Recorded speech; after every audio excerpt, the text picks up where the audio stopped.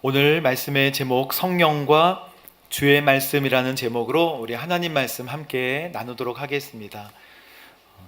늘 우리 외우는 거 있죠? 한번 따라해 볼까요? 승호암베아 칠스 사다고 베아 일루에 디데 고에드. 베아 일루에는 우리가 베드로의 변론부터 시작해서 쭉, 근데 우리가 살펴보면 승오 암베아 칠스 사다고, 주님께서 복음을 어디로 어떻게 이동시키시는지의 느낌을 보도록 우리 첫 글자만 외우는 것입니다. 베아 일루에, 베드로의 변론은 이미 이방인들에게 복음이 전해지기 때문에 베드로가 이제 변론하기 시작하고 설명하는 것이죠. 야고보의 순교 이후에 1차 전도 여행, 루스드라에서 어린 디모데를 만나고, 그리고 예루살렘 공의회를 통해서 이방인들에게 우음목피 이 네 가지만 허락하지 말라고 하고, 이제 율법의 어려운 무거운 짐을 지지 않도록 하는 거, 그게 바로 사도행전 15장이었습니다. 디데고에드 16장에 디모데를 만나서 어디를 가요? 데살로니가, 그리고 고린도가 18장이잖아요. 그리고 오늘 말씀 19장 어디입니까? 에베소입니다. 우리는 그렇게 지금 1차, 2차 전도 여행까지 끝낸 바울을 보게 되는 것이죠. 1차 전도 여행은 알파벳으로 C라고 말씀드렸죠. 2차 전도 여행은 땅콩이라고 말씀드렸습니다. 3차 전도 여행은 국자 모양인데, 2차와 3차 다른 부분은 에베소를 가는가 안 가는가의 차이라고 했습니다. 여러분, 많은 사람들이 복음을 전하고자 한국에 왔다면 두 군데를 선택할 거예요. 서울 아니면 부산. 왜냐하면 많은 사람들이 살고 있으니까. 그 중에 서울 같은 곳이 바로 에베소입니다. 그러나 하나님은 서울을 패스해서 먼저 부산 같은 고린도로 가게 하셨어요.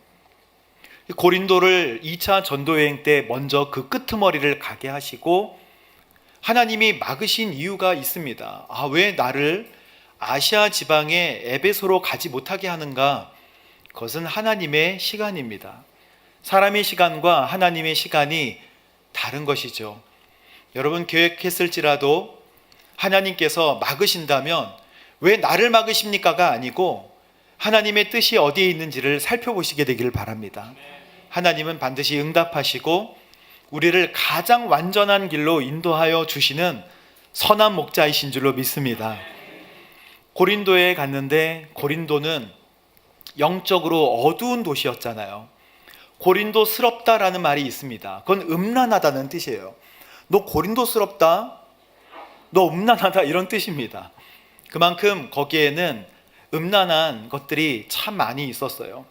고린도의 여사제들은 성행위로 제사를 했거든요. 그래서 올림픽에 나오는 하얀 옷을 입은 여인들은 바로 그때 그 제사장, 성적인 행위를 했던 제사장을 상징하는 것입니다. 좋은 의미는 아니죠.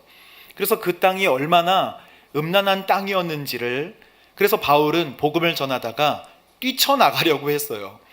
고린도에서 복음을 많이 전하기를 원치 않았습니다. 그런데 하나님께서 특별하게 바울에게 주시는 말씀이 18장 9절 10절인데, 두려워하지 말아라. 잠잠히 있지 말고 말하여라. 내가 너와 함께 있으니 아무도 너를 해치지 못할 것이다. 이 도시에는 누가 많다? 내 백성이 많다. 그러니까 바울이 두려워했다는 거예요.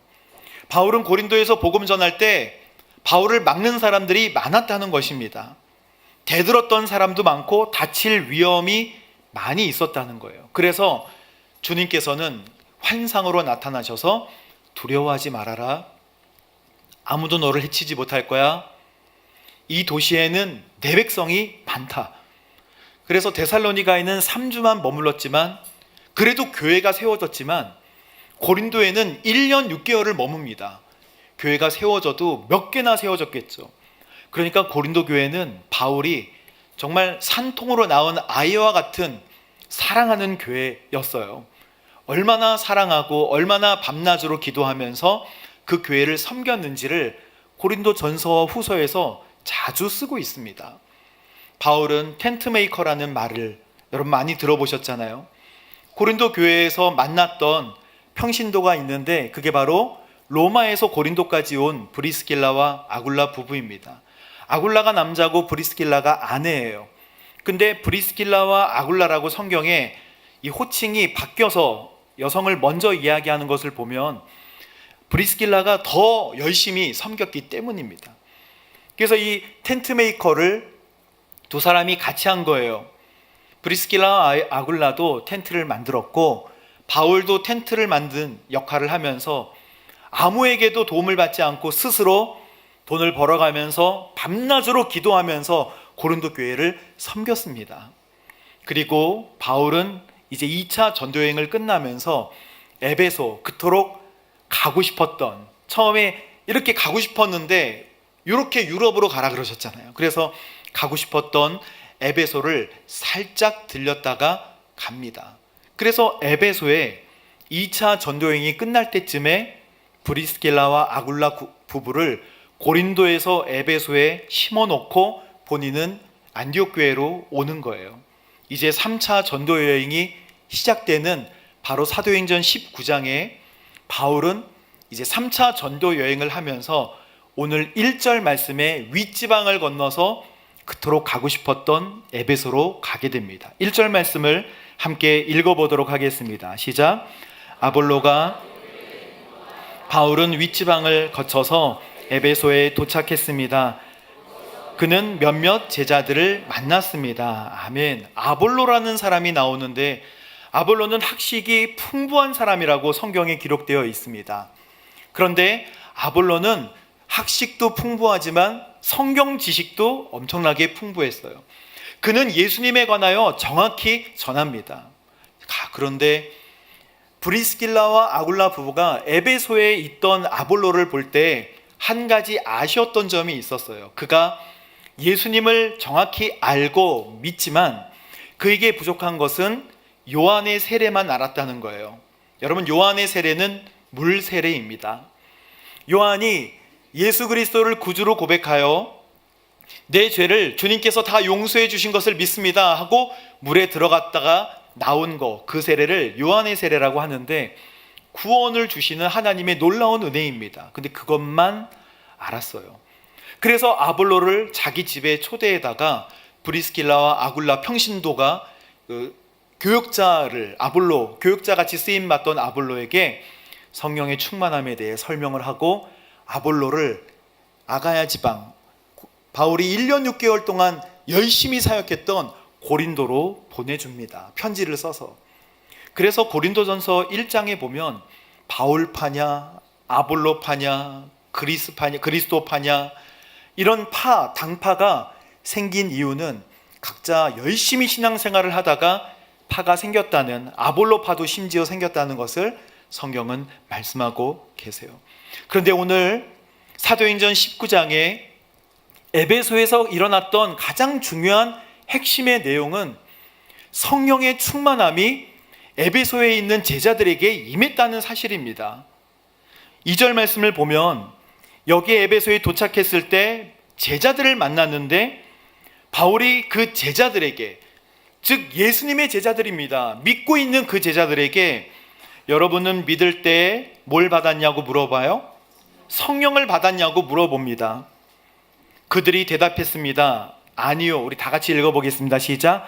아니요. 우리는 성령이 있다는 사실 듣지 못했습니다. 그래서 여러분은 무슨 세례를 받았습니까? 라고 물어보니까 요한의 세례를 받았습니다. 물 세례를 받은 것이죠. 여러분 1절과 7절을 보면 그 제자들은 12명이에요. 12명 정도 됐습니다. 신앙생활을 잘하고 있는 사람이에요. 그런데 중요한 것은 여러분이 믿을 때 성령을 받았습니까? 라고 물으니까 글쎄요 라고 대답하지 않고 아니요 라고 대답했다는 거예요. 아니요. 여러분, 성령 받았다고 하는 질문은 여러분 성령 충만을 받았습니까? 라고 하는 질문입니다. 성령의 세례를 받았습니까? 라고 하는 질문이에요. 근데 중요한 것은 예와 아니요로 분명하게 구분하여 대답했다는 것입니다. 여기서 우리가 알 수 있는 것은 성령의 충만함은요, 예, 아니요로 분명하게 구분하여 대답할 수 있는 내용이라는 것입니다. 성령 세례를 받은 사람은 자기가 성령 세례를 받았다는 것을 모를 수가 없다는 거예요. 제가 이 말씀을 드리면 혹시 마음속에 나는 그러면 분명히 안다고 했는데 성령 세례를 받았는가 받지 않았는가, 나는 긴가민가 한데 하실 수 있습니다. 여러분, 분명하게 알 수 있다라는 말씀은 오늘 두 가지 말씀으로 나오는데 한번 보십시오. 누가복음 24장 49절 말씀에 예수님께서 이제 부활하셔서 제자들에게 하시는 말씀이에요. 보라, 내가 내 아버지께서 약속하신 것을 너희에게 보낸다. 뭘 보낸다는 거예요? 너희는 어디로부터? 위로부터 내려오는 능력을 입을 때까지 예루살렘에 뭐하고 있으라? 머물러 있으라. 받을 때까지 머물러 있으라고 분명하게 예수님께서 말씀하세요. 사도행전 8장 보십시오. 사마리아 전도, 빌립의 사마리아 전도잖아요. 빌립이 사마리아에 복음을 전하니까 사마리아 사람들이 하나님의 말씀을 받아들이기 시작한 거예요. 그래서 베드로와 요한을 사마리아 지방으로 급히 예루살렘 교회가 보냅니다. 그때 15절 말씀을 우리 함께 보겠습니다. 베드로와 요한은 그곳에 도착해서 사마리아 사람들이 성령 받기를 기도했다 했어요. 사마리아 사람들은 이미 하나님의 말씀을 받은 사람들인데 추가적으로 성령을 받기를 기도한다는 것입니다. 그런데 16절 함께 읽어보겠습니다. 시작. 이는 그들에게 아직 성령이 내리시지 않았고, 그렇습니다. 그들에게 아직 성령이 내리시지 않은 거예요. 예, 아니요로 분명하게 구분할 수 있다는 거예요. 그 다음 말씀, 그들은 주 예수의 이름으로, 17절 말씀에 보면 베드로와 요한이 그들에게 손을 얹자 그들이 뭐 했다고요? 성령을 받았습니다. 여러분, 갑자기 그러면 나는 어떤가? 나는 제대로 믿고 있는 것인가? 사랑하는 성도 여러분, 염려하지 마십시오. 염려하지 마십시오. 여러분은 성령의 인도하심으로 이곳에 지금 하나님을 예배하고 있는 줄로 믿습니다. 성령의 인도하심이에요. 그런데 왜 성령님이 내 마음속에 계신지 안 계신지를 헷갈릴까요? 우리는 먼저 거듭남을 역사하시는, 내가 거듭남, 중생하도록 인도하시는 성령의 역사와 성령의 충만을 구분해서 이해를 해야 합니다. 거듭나게 하시는 성령의 역사, 여러분, 성령님의 거듭나시게 하는 사역은 잠잠하게 이루어지기도 하는 거예요. 성령님의 사역은 참 많으십니다.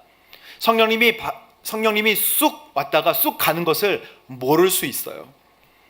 창조 때부터 창조에도 관여하시고, 우리 성령님은 왕을 세우기도 하십니다. 기름 부으시잖아요. 그 기름이 그냥 기름이 식용유, 올리브유, 참기름, 그런 기름이기도 하겠지만 그 기름은 무슨 기름이에요? 하나님의 영의 임재하심이잖아요. 그래서 성령님은 왕을 세울 때 왕을 세우시고 하십니다. 예수님의 공생애에도 같이 하세요. 그래서 마귀의 시험을 말씀으로 물리치는 것도 도우십니다. 우리가 거듭남, 그러니까 우리가 영적으로 다시 태어나는 거, 중보하는 거, 우리에게 은사를 주시는 거, 성령의 능력을 주시는 거, 열매를 맺게 해주시는 거, 심지어 우리를 하나님의 자녀 삼으신 양자를 삼으시는 모든 역할도 다 누구의 역사? 성령님의 역사예요. 그런데 니고데모가, 여러분, 요한복음 3장에 예수님을 몰래 찾아오잖아요. 그리고 얘기하다가 어떻게 거듭납니까? 니고데모의 얘기예요. 어떻게 어머니의 뱃속으로 들어갔다가 다시 나옵니까? 라고 주님께 물어봅니다. 어떻게 그것을 믿습니까? 근데 주님께서 요한복음 3장 8절에 이렇게 말씀하십니다. 바람은 불고 싶은 대로 분다. 너는 그 소리를 듣지만 바람이 어디서 오는지 어디로 가는지 알지 못한다. 마지막 말씀 읽어보겠습니다. 성령으로 태어난 사람도 모두 이와 같다. 그렇습니다. 성령의 충만과 성령님의 역사로 우리가 거듭나게 되는 것은 구별해서 성경은 구별하고 있다는 거예요.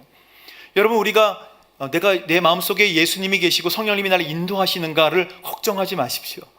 성령님께서 여러분의 목자가 되어주시는 줄로 믿습니다.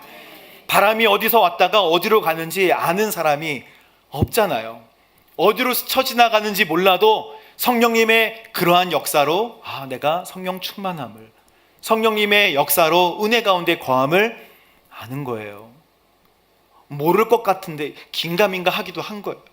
그러나 우리가 하나님의 인도하심을 받고 있는 거예요.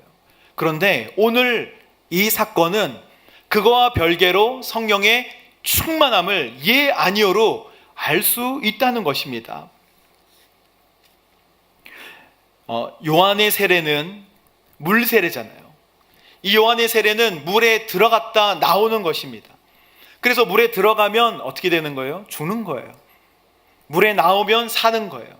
그래서 나는 죽고 예수가 사는 삶을 살겠습니다 라고 하는 것이 세례잖아요. 그래서 요한의 세례는 주님, 옛사람, 옛날 모습을 가진 나는 죽고요, 이제 주님으로 살겠습니다, 그거예요. 나는 0%고 주님이 100%이십니다. 그거예요. 그게 바로 중생입니다. 이 말씀을 에베소에 있던 12제자들에게 했을 때 이 12제자들은 곧바로 마음이 뜨거워졌을 거예요. 그래서 그 성령 세례를 제가 받겠습니다라고 이미 마음이 준비가 되었던 것입니다. 사랑하는 성도 여러분, 지금 이 시간 여러분 결심하세요. 그리고 사모하십시오.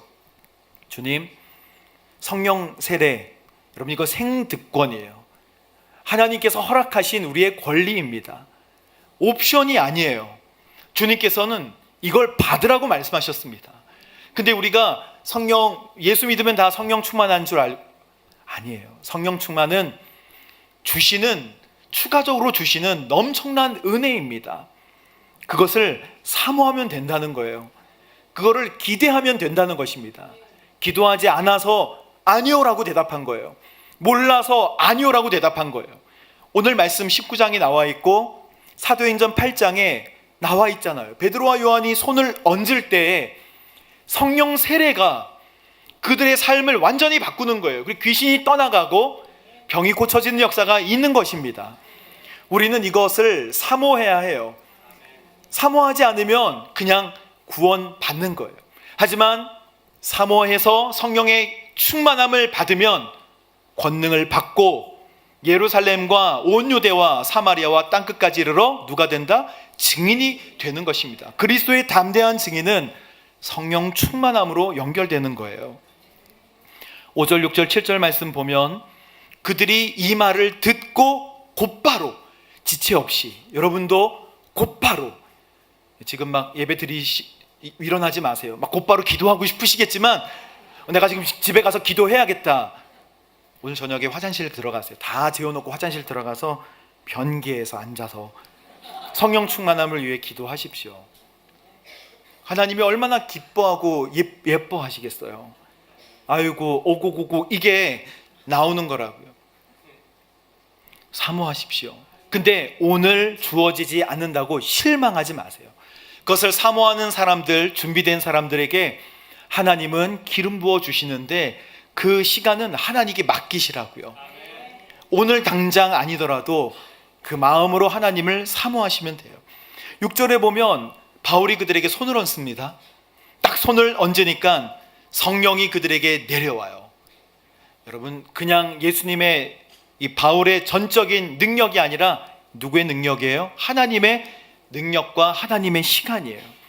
그들이 방언을 말하며 예언을 하게 되었습니다.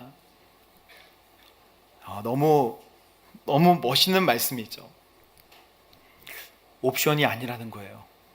성령 충만을, 오늘 이 말씀을 들으면 주님, 성령 충만이 있네요.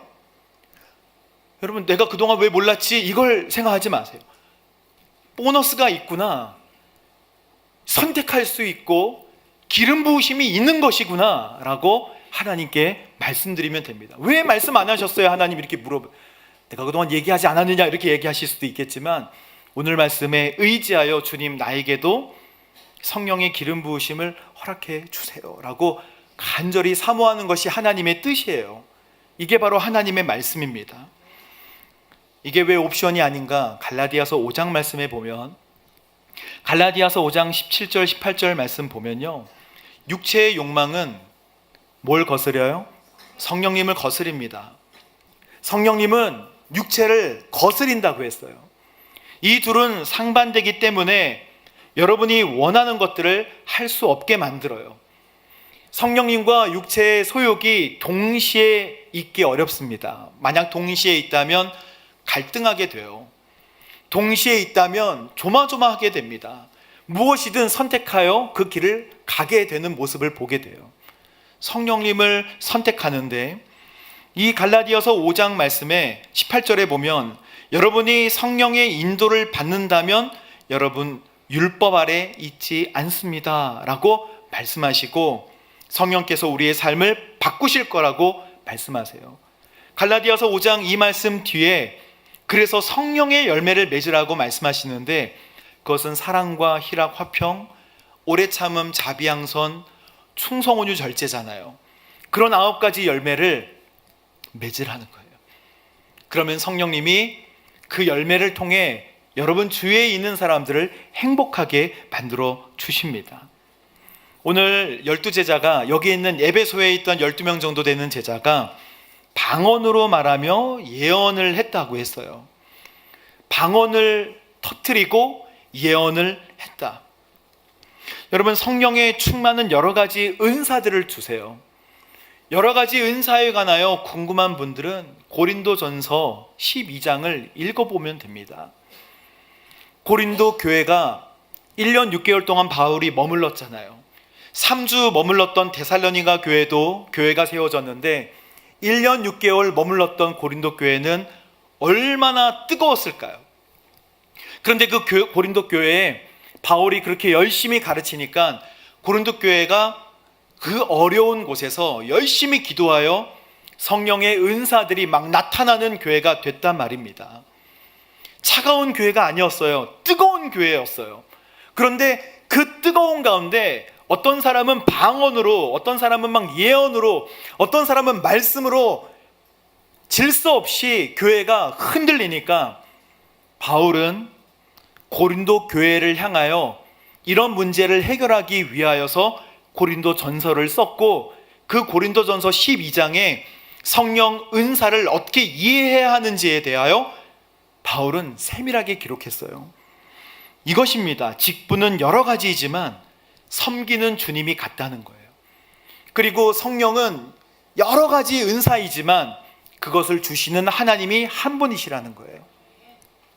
그래서 바울에게 은사를 가지고 싸우지 말라고 자세하게 기록했는데, 누구는 귀고, 누구는 눈이고, 누구는 코고, 누구는 목이고 손이잖아요. 다 귀이겠습니까? 다 귀만 붙었다고 생각해 보세요. 다 입만 붙었다고 생각하면 우스울 것입니다. 그래서 바울은 이 비유 그대로 합니다. 모두가 다 귀가 될 수 없고, 모두가 다 눈이 될 수 없고, 다 입이 될 수 없으니까 각자 은사를 가지고 싸우지 말라. 모두 중요한 지체라고 이야기하셨습니다. 그러나 이 말씀도 덧붙였어요. 한 지체가 고통을 당하고 또 한 지체가 영광을 받으면 모두에게 영광이고 모두에게 고통이지 않는가. 그래서 은사대로 쓰임받기를, 그 자리에서 쓰임받기를 기뻐하라 했습니다. 여러분, 방언으로 막 아침에 큰 소리로 랄랄랄랄라 따따따따 막 이러면 모두가 다 듣잖아요. 랄랄라 따따따는 뭘까? 그거는 뭘까? 이러면서 바울도 그 말을 육의 언어가 아니기 때문에, 영의 언어이기 때문에 고린도전서 12장 뒷부분에 보면 해석하기 어렵다 했어요. 그런데 바울은 그렇게 얘기합니다. 방언은 영의 기도이지만 이성은 이해할 수 없지만 오히려 바울은 사람들을 잘 가르치기 위하여서 1만 마디 방언보다 사랑의 언어를 하는 게 참 좋고, 이성으로 너희가 말을 해서 교회를 든든하게 세우는 게 참 좋다라고 소개도 하였습니다. 은사가 나쁜 것이 아니라 절제하여 균형 있게 하는 것이 필요하다고 얘기한 것이죠. 그만큼 고린도 교회가 뜨거웠다는 거예요. 에베소의 12명이 성령의 기름 부으심으로 충만해지니까 에베소 사람들도 각자 은사를, 방언을, 예언을 열심히 했을 것입니다. 사랑하는 성도 여러분, 저는 우리 평택온누리교회 모든 성도님들이 성령의 은사를 받게 되기를 바랍니다. 사용하십시오. 말씀을 가르치든 방언을 하시든 예언을 하시든 다 하십시오. 그러나 지나치면 은사는 문제가 좀 되는데, 갈라디아서 5장에 나오는 성령의 열매는 아무리 지나쳐도 좋아요. 사랑이 너무 많아. 너 왜 이렇게 사랑이 많아? 이렇게 하는 사람 없잖아요. 희락, 너 왜 이렇게 왜 이렇게 많아? 이러지 않잖아요. 너 왜 이렇게 화평해? 늘 화평해? 욕하는 사람 없잖아요. 너 왜 이렇게 절제해? 왜 이렇게 충성해? 이거는 많으면 많을수록 좋은 거예요. 많으면 많을수록 내 여기 어깨나 몸에서 이 따먹을 수 있을 만한 열매들이 맺히는 거예요. 딱 따서 먹으면 즙이 나오고 배고프지 않게, 목마르지 않게 하는 충성의 열매, 화평의 열매, 온유의 열매 많이 맺으시게 되기를 바랍니다. 그거예요. 바울은 에베소에서 성령 충만한 역사를 우리에게 가르쳐 줍니다. 사모해야 된다는 거예요. 바울이 이렇게 꽃길만 걸었을까요? 꽃길만 걷지 않았어요. 바울이 열심히 전할 때 반대했던 사람들도 있었습니다. 바울이 싫었던 사람도 있겠지만 그 바울의 복음을, 예수 그리스도의 복음을 반대했던 사람들도 있었어요. 8절 말씀해 보세요. 바울은 회당으로 들어가 석 달 동안 담대하게 하나님의 말씀에 강론을 했는데, 9절에 그 중에 몇 사람들은 마음이 딱딱해졌다는 것입니다. 그리고 그 가르침을 비방했다는 거예요. 그 가르침을, 그거는 올바른 가르침이 아니야 라고 대놓고 비방하니까 의기소침할 수도 있었겠죠. 여러분, 그럴 때 그 자리를 떠나서 또 다른 장소로 가서 복음을 전하시면 되겠습니다. 그래서 찾아간 곳이 투란노스, 그 두란노라는 사람이라고도 하고 학교라고도 하는 두란노에서 열심히 가르치는데, 10절 말씀에 보면 이 일을 2년 동안 했다는 거예요. 여러분, 시에스타라고 낮잠 자는 시간 있죠? 너무 뜨거우니까 11시부터 3, 4시까지 낮잠을 잡니다. 그 장소가 텅텅 비어요. 그러면 바울은 거기 가서 낮에 아침과 저녁에는 열심히 일을 했겠죠. 거기에서 열심히 복음을 전합니다. 예수 그리스도에 관한 복음, 주님은 어떤 분이신가? 하나님은 어떤 분이신가? 복음을 열심히 전하고, 그리고 그들에게 기도하고, 그들을 한두 주 가르친 게 아니라 2년 동안 가르칩니다. 교회가 얼마나 많이 생겼겠어요? 얼마나 많이 생겼겠어요? 10절 말씀에 보면 아시아 지방에 사는 모든 유대 사람들과, 놀랍죠? 그리스 사람들이 주의 말씀을 듣게 됐다. 여러분, 요한계시록에 보면, 요한계시록에 그 7교회 나오잖아요. 에서보두 사빌라 이렇게 외우는데, 에베소, 서머나, 두아디라, 버가모 교회, 사대 교회, 필라델피아 교회, 이런 교회들이 다 세워진 것입니다. 아시아에 있는 모든 유대인들과 그리스인들이 복음을 듣고, 히에라폴리스 교회, 엄청난 교회들이 아시아 지방의 곳곳에 세워지고 수세기가 지나도록 든든하게 복음의 방어 전선이 되었다는 것입니다. 우리가 전하는 복음도요, 비방받을 수 있고 비판받을 수 있어요. 제가 옛날에 회의할 때 우리가 여기에 있는 용의동 지역의 아파트에 복음을 전해야 됩니다, 그렇게 얘기했더니 모두가 다 반대했어요. 아파트 주민들이 싫어한다는 거예요. 그리고 경비 아저씨가 제재한다는 거예요. 하나님의 명령보다 아파트 내규를 더 먼저 이렇게 보여줍니다. 막 마음이 실망이 되고 막 좌절됐어요. 화가 나기도 했어요. 그 이야기는 전하면서 해도 늦지 않은데 아파트 내규에 우편물 꼽지 말라고 했기 때문에 꼽지 않고, 붙이지 말라고 했기 때문에 붙이지 않고, 저는 이해는 하지만 그게 싫은 거예요. 왜냐하면 불법을 행하는 게 아니고, 그게 아파트 내규에는 안 맞을 수 있지만 불법이 아니라 생명을 전하는 거잖아요. 그들에게 예수님을 전하는 거잖아요.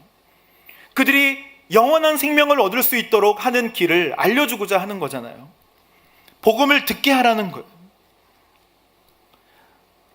정말 저도 돌아보게 됐어요. 나는 정말 생명의 말씀, 복음을 가지고 있는가? 생명의 말씀을 담고 있는가? 열심히 복음을 전하려고 하지만 저도 너무 부족해요.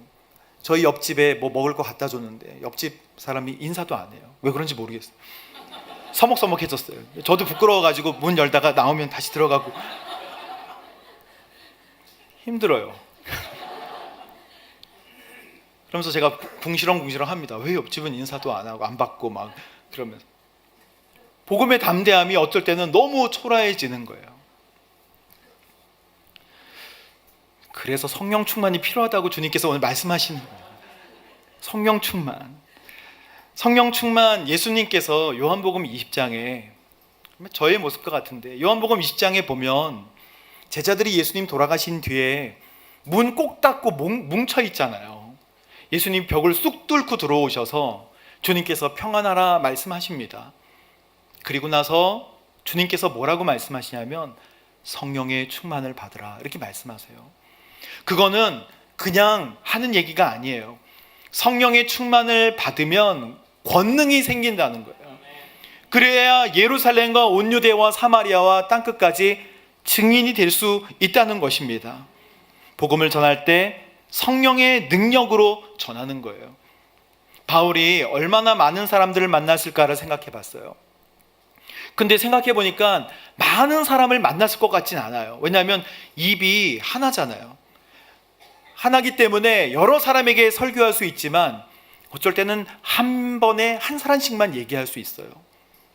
그런데 그 사람이 또 다른 사람들에게, 그 사람이 또 다른 사람에게 쥐가 이렇게 번식하듯이 그렇게 하는 거예요. 제가 평택오늘교회 2020년 6월에 정확히 5월 달에 왔는데 지금까지 세보니까 1:1 양육자반을 8번 했더라고요. 8학기 동안 했어요. 그런데 평택오늘교회 1:1 양육자반 온라인으로 하면 약할 것 같아서 계속 온라인으로 했다가 지금은 오프라인으로 하고 있지만 많은 사람들에게 효과적으로 전하지 못해요. 한 사람에게. 그런데 그분이 졸업하셔서 또 한 사람을 만나고 또 한 사람을 만나고 나중에 그분이 얼마나 성숙하게 사람들을 케어하고 사람들의 손을 붙잡고 기도하시는지 보면 그거는 정말 놀라운 하나님의 역사다라고 생각합니다. 여러분, 우리는 한 번에 한 사람만 만나게 되지만 하나님께서 우리가 그렇게 씨를 뿌리면 하나님께서 자라게 하시고 30배, 60배, 100배의 열매를 맺게 하시는 것은 하나님의 몫이에요. 우리가 있는 장소에서 열심히 복음을 전하게 되기를 바랍니다. 마지막으로 한 가지, 진짜냐 가짜냐가 중요한 거예요. 바울이 이렇게 복음을 전하다가 바울이 가진 손이 닿은 손수건이나 앞치마, 그 앞치마에 어떤 사람이 손을 댔을 때 병이 낫고 악한 영들이 떠나갔다는 거예요. 이 역사는 바울의 능력이 아니라 하나님의 능력인 줄로 믿습니다. 성경에 그렇게 쓰여 있어요. 바울의 손을 통해 특별한 기적을 일으키셨습니다. 바울의 손을 통해서 일으키신 거예요. 손을 사용하신 거라고요. 그래서 그 능력은 바울에게서가 아니라 하나님에게서 나오는 능력인데 그런 통로가 되었다는 거예요. 그런데 제사장 스게와의 7 아들은 착각을 했습니다. 그 능력이 바울에게서 나오는 줄 알고 내가 바울이 전하는 예수님을 힘입어 너한테 선포한다 라고 얘기하니까 악한 마귀가 내가 바울도 알고 예수님도 아는데 너는 도대체 누구냐는 거예요. 이 말씀은 우리에게 오늘 굉장한 도전을 주는 거예요. 성령 충만하지 않으면 껍데기처럼 될 수 있다고 주님께서 말씀하시는 것입니다. 능력 있는 분이 예수님이라는 것을 말씀하시는 거예요. 예수님과 관계가 없으면 껍데기 같을 수 있다는 것입니다. 여러분, 주님과 오늘 마주치고 같이 대화하고 계십니까? 혈루병 앓던 여인이 예수님 옷자락 딱 만지잖아요. 근데 그 능력이 와서 혈루의 근원이 마르잖아요. 근데 거기에 예수님을 만졌던 사람들이 참 많죠. 주님께서는 돌아보셔서 누가 내 옷에 손을 대었느냐라고 한 사람만 지목하셨습니다. 정말 사모하여 주님, 그 옷자락에만 손을 닿아도 내 병이 나을 것이다 라고 하는 믿음, 그게 없으면 주님과의 관계가 없고 주님의 이름만 입에 담아서는 능력이 없다는 것입니다. 사람들이 쫓아다니면서 용하다고 하는 예수의 이름을 사용해 볼 수는 있겠지만 오늘 우리도 용하다고 하는 예수의 이름을 듣고 그냥 사용해 보는 게 아니잖아요. 우리 주님과 관계를 맺도록 저도 그렇고 우리 여러분도 그렇고 다 노력해야 되는 줄로 믿습니다. 악한 영은 정확히 알아요. 그가 주님의 사람인지가 중요한 거예요. 그가 예수의 사람인 게 중요한 것입니다. 그가 예수의 사람이라면 그의 능력은 제로이지만 주님께서 그를 붙드시는 주인이 되시니까 능력이 통로가 되는 거라고요. 오늘 이 말씀을 여러분 꼭 기억하시고 정말 에베소의 성령 강림이 오늘 나의 사건이 될 수 있도록 주님 인도해 주십시오 라고 기도하는 저와 여러분 되시기를 주님의 이름으로 축복합니다. 우리 함께 기도하겠습니다. 주님, 사랑하는 주님, 에베소의 12 제자들에게 임하셨던 성령의 기름 부으심 충만함이 오늘 저희들에게도 있도록 역사하여 주옵소서. 사모합니다. 그리고 구원의 역사로 은혜 가운데 우리를 거하게 하신 그 은혜도 너무 감사한데 이제 덧붙여서 성령의 충만함을 허락하여 주신다고 하시니 감사합니다. 성령의 충만을 위하여 무릎 꿇고 기도하게 하시고 성령의 충만을 받아 권능을 받고 증인되게 하여 주옵소서. 감사드리며 예수님의 이름으로 기도합니다. 아멘.